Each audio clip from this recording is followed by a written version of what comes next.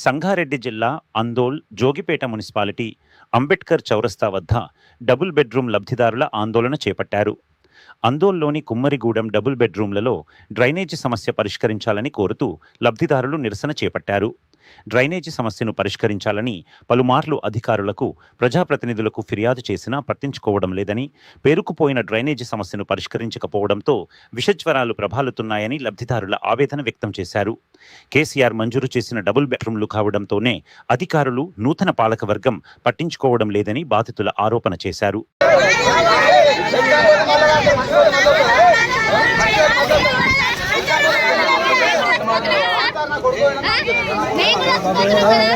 ఎందుకంటే